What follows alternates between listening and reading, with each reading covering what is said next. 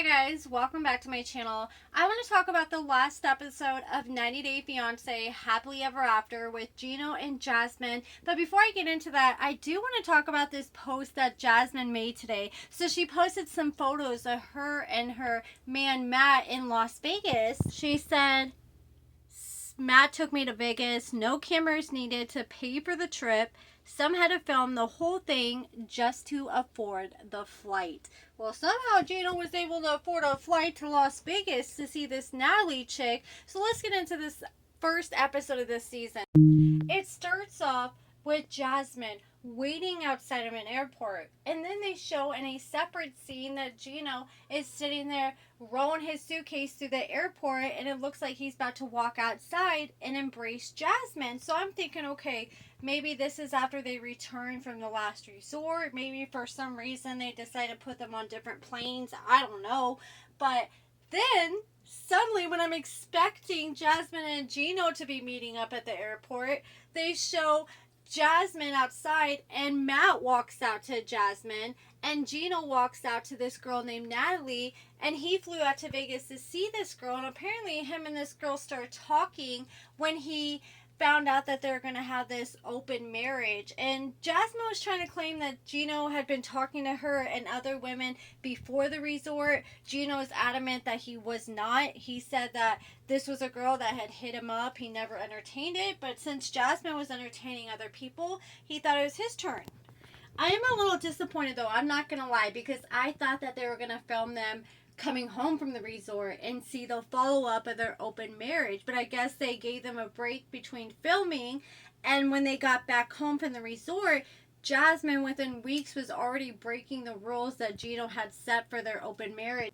He told Jasmine that she only gets to go out with Matt twice a week for 2 hours at a time. He didn't want no cuddling. He didn't want them going on dates or treating each other like boyfriend and girlfriend. But Jasmine one day was gone for like half a day, and she claims that she decided to go work out with Matt before they decided to go have sex, so it ended up being longer than normal. Gina wants to make sure it's very much like wham, bam, thank you, ma'am. They don't got time to do no foreplay or, try to cut the awkwardness or anything. They got to jump right in bed and get to it. Here's the thing, Gina was hoping that all these rules and guidelines was gonna stop Jasmine from developing feelings and getting too close to Matt, but it was already too late. It was too late when they already went to the resort, because she had already slept with him at that time, even though she's adamant that she didn't. But you could just tell the way that she was glowing at the resort. She was stigmatized, and it was even exposed that she went to Disneyland with him for like 4 days. I'm having a hard time believing how sexually attracted you are to him that you didn't sleep with him then. Now Jasmine has packed all her bags, her dog, and everything, and moved into this house with Matt.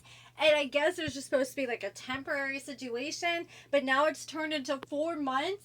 And Matt just looks miserable as hell. Like, he's sitting there walking around, and he like tries to smile at times, like when Jasmine's talking to him. But when he's just sitting there by himself, he looks so damn miserable. He's like, this freaking girl has just came over and took over my whole damn place. She has all her stuff everywhere. And I guess Jasmine's claimed that he's been complaining that she's a hoarder. And I guess when Gino kicked her out, he just left all of her belongings on his front yard. But he was nice enough to lay out a blanket for her belongings. I mean, he could just throw them in the street.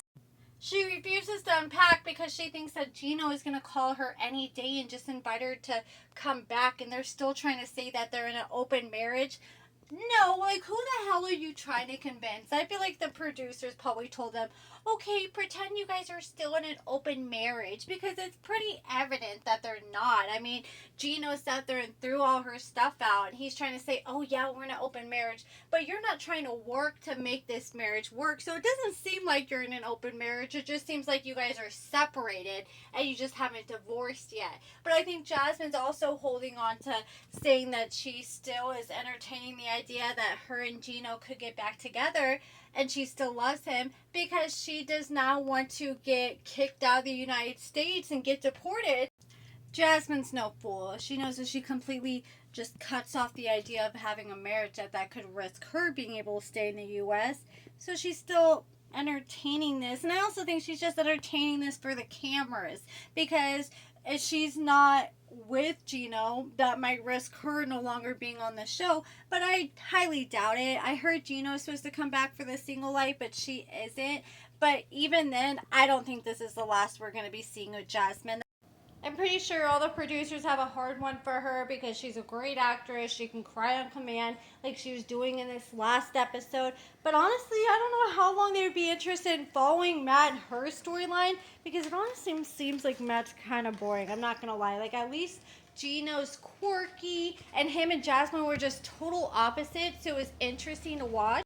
But Matt just seems like a plain Jane man of a few words. Like, he really didn't have much to say except the fact that he picked Jasmine up when she had nowhere to go. And he's like, look, I'm a guy. So if a hot girl hits me up saying she wants to have sex with me, I'm not going to turn it down.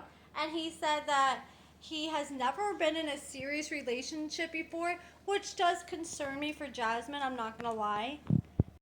Because the man is a literal 37-year-old F-boy. Like, if I'm dating a 37-year-old that's never been in a serious relationship or been in love, I don't know, that's kind of a red flag for me. Like, I've been there, done that, and dated guys who haven't really been in serious relationships before, and it can go either way. Like, one guy, he was absolutely amazing. It just took a lot of training, I guess is the best word to say it, because he didn't know like how to be like a supportive boyfriend and stuff, because he had just never been there before. And I think that might be the case with Matt when it comes to like supporting Jasmine emotionally.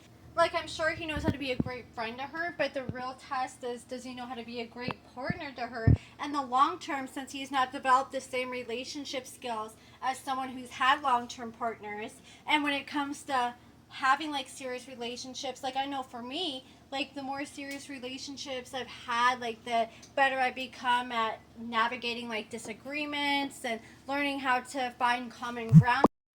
I just fear that Jasmine is so focused on getting physical intimacy that she may ignore not having like her emotional needs met for Matt at first, because she's so focused on the physical part, and that may end up coming back to haunt her later on in the relationship when she realizes, yeah, maybe he's not as supportive as I needed him to be. But I don't know. I guess I'll learn more as the season progresses. You know, I'm just making assumptions at this point from just one little episode. But now let's talk about Gino and this Natalie girl.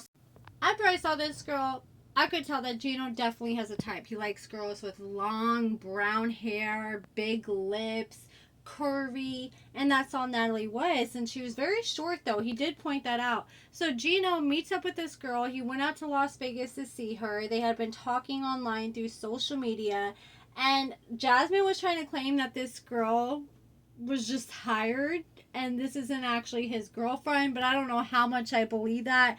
So they ended up going out to this ice bar. They had some drinks, they're talking, and they're getting along really good. And one thing I can give Gino is confident as hell. Like, he needs to bottle up some of that confidence and sell it.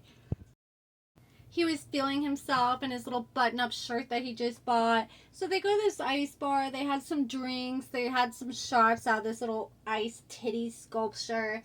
And then after they left, they decided to share their first kiss. And I don't know, this kiss just made me feel so uncomfortable. We hear Gino moaning the whole time as he's kissing her. I'm like, dude, did you forget you're mic'd up? Like, I don't want to hear that. And even if that was Natalie that I'm kissing him, I wouldn't want to hear that. You sitting there moaning all in my face. And afterwards, they both acted like they enjoyed the kiss. And I guess we're going to see them dig deeper into this relationship in the next episode. But what do you guys think about Natalie? She seems like a nice, sweet girl, but the thing is, she does not know that Gino is still in an open marriage, which I just think so stupid. Like, why are we still saying they're in an open marriage? Because clearly they're not. I mean, they're not even living in the same house anymore. So I guess we're going to see him eventually spill the tea that he's still in an open marriage to Jasmine. And I'm sure she'll act shocked, but I'm sure she pretty much knows, because if you do any research on Gino, a quick Google search will tell you that they're still actively married with each other. As she found him off social media, I'm sure she's dug through his profile and knows a few things about him. She seems like a really nice, sweet girl. I'm just a little concerned because she said she's only dated bad boys in the past. So now she's with Gino. And it's like, okay, so you really with Gino because you want to switch it up? Or you just with Gino because he's on TV? That's the real tea I want to know. Like, what initially drew you to Gino? She said she's used to dating men with bald heads. So Gino's like, maybe I can retire my little bald cap. But that's pretty much it, guys. Let me know what you guys think about these two in the comments below. Looks like this season's going to get pretty good because Jasmine is going to go meet up, well, I guess run into Gino and his date Natalie at some bar, and Jasmine's going to get in her face and shove her. And it kind of pissed me off, though, in the clip, though, because it looks like they let Jasmine get in her face, call her a whore, say what she wants, and shoves the girl. But once the girl tries to fight back, all of a sudden security jumps in and protects Jasmine. Like, where was the protection for this girl? Like, let this girl get a lick in. Jasmine got one in, so let her do her big one. But that's it for this video, guys. Let me know what you guys think about everything in the comments below. Give this video a thumbs up, subscribe, and thank you so much for watching.